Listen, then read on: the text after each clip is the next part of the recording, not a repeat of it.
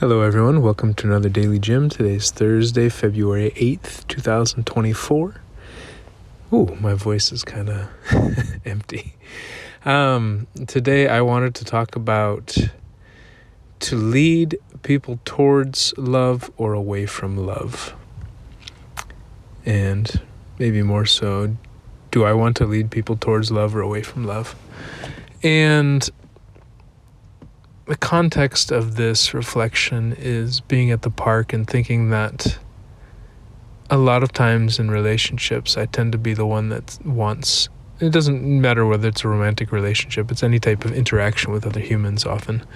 I want more discussion, more openness, more feelings, more attachment, and the other person tends to want less in some ways. And I've been asking myself, what do I do when the other person wants less? Do I follow them towards less? Do I lead them towards less, or do I lead them towards more? And I ask because it can be quite dangerous if I am connecting with somebody and either they don't want me to connect on such a deep level or somebody in their life doesn't.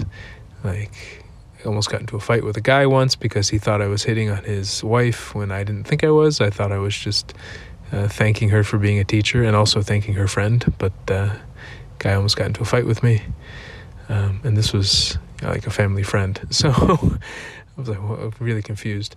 So there are dangers, I guess, in leading in that direction, but there are also dangers in leading other directions. So leading towards more love, and people don't want that, there could be violence and people could frankly kill me. But leading in the other direction, if I lead people towards more indifference in life, then I might end up, not seeing a point in living, and maybe it's not as dramatic as killing myself, but it may be something more like just slowly dying in different ways. They talk about how loneliness can really, really impact the heart and impact the immune system and impact so many other things. And so as I've reflected on this today, I was just thinking, what do I really want to do? And actually, what is it that people fear so much? So if we talk about leading towards love, I think a lot of people are afraid to love. In other words, could be empathy. A lot of people are afraid to feel the immense amount of feelings that we have when we're in love. But are we really afraid of the love, or are we afraid of the closing off that happens after being so open? Are we afraid of feeling so much and feeling so excited to see somebody, and then they say, okay, I don't want to see you anymore, or stop talking to me? Huh? Or can we just be friends? Huh? And then that super intense emotion, us almost having to fight ourselves to close it off, to be more indifferent, to be more apathetic. And I think that fighting ourselves can lead to a lot of hatred. A quote that came into my mind was, it's almost like the road to indifference is paved with hatred. And this idea that we think we might be afraid of the love. We think we might be afraid of the attachment or the connection or the feelings that people are having with us or with somebody else. But maybe what we're really afraid of is what happens after those feelings, the closing off. Maybe we're afraid of the hatred because maybe we got to a point where we were starting to contemplate suicide. Maybe we got to the point where we were so overwhelmed with emotion that we freaked out. Not because we were feeling the emotion, but because we were feeling it and trying to squash it. I have a friend who said, after this guy broke up with her, like she thought about him every day, every morning, and it drove her crazy. The irony is she probably thought about him every day before, but was totally fine with it. So maybe it wasn't so much the thinking about him every day, it was the thinking about him and trying to not think about him, feeling related to him and trying to not feel related to him. And in that way, that's, I think, leading more towards indifference and more away from love, where somebody says, just move on, it's not a big deal, just get over it. A lot of these expressions for suppression of feelings, suppression of love, suppression of attachment, just let go, just detach. And I think going in that direction can lead to people just being numb.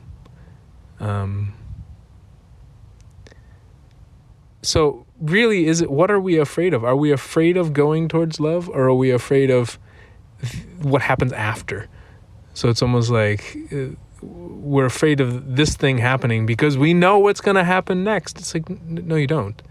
Not necessarily. Some girl told me, I don't want to get into a relationship with you because I know it'll end bad. I know it'll be sour. I'm 100% sure, 200% sure. I'm like, how are you 200% sure that this is going to end badly? Like, we haven't even tried. And so then it becomes we're afraid of the hatred. We're afraid of the closing off. So therefore we fear the love and we fear the opening up because we think with certainty it's going to close off, or at least there's a good chance, and the ramifications of it are so high. But isn't being closed off and apathetic and just indifferent to the world also painful in a way? Maybe it's not the active pain, but just kind of, it's like somebody getting robbed in the parking lot of a hospital and going, well, I'm never going to leave my house or go to the hospital ever again. Well, you kind of have to go to the hospital sometimes, so you're never going to go to the hospital ever again? That's also dangerous, not going to the hospital. I mean, you could just live inside your house for as long as you possibly could, but you're also going to miss out on all the joy. And so just really been reflecting on this because I think we might be unaware how much we are afraid of feeling, and afraid of feeling love. I think we may not be aware of just how pervasive that fear is in society, or other people making us feel, hey. So I'm just reflecting on that a little more. I feel kind of, speaking of feelings, I feel kind of a little lightheaded maybe. I don't know, I was just out and had some good fresh air, and it was a little cold, but not too cold. And I'm a little thirsty and hungry, so maybe that's impacting. I kind of sound, I don't even know how to describe it. I kind of sound a little loopy on this call. But yeah, anyway, 7.5 minutes. So just thinking about that, no conclusion, but almost, there's a very good chance that my conclusion will be that I want to lead people towards love. I don't want to lead them towards indifference. I don't want to lead them away from love. And oh yeah, what I wanted to say, leading, I think sometimes we think of leading as going down a path and being the first one and not caring if people follow. And I like that definition. But another definition I thought of was leading in terms of a partner dance. Because in a partner dance, the person who is leading gives instructions, and it's not so much pulling the person, but it is strongly urging them to go in a specific direction. And while there's an ability for the follow to say no and not go in that direction, if the follow says no too many times, I mean, it breaks the dance. And so it's a balance between leading in a direction that the follow wants to go and is able to go, but also the follow going. And so I was thinking about calling this pulling people towards love or pulling people away from love. And I don't like necessarily the forcefulness in pulling, but I think there is something in the contagiousness of emotions that does more strongly lead someone in one direction, more strongly urge them to go in a direction than the other. Maybe pull. We'll see. Anyways, I'm out of voice and out of time. So I will talk to you all next week. Bye.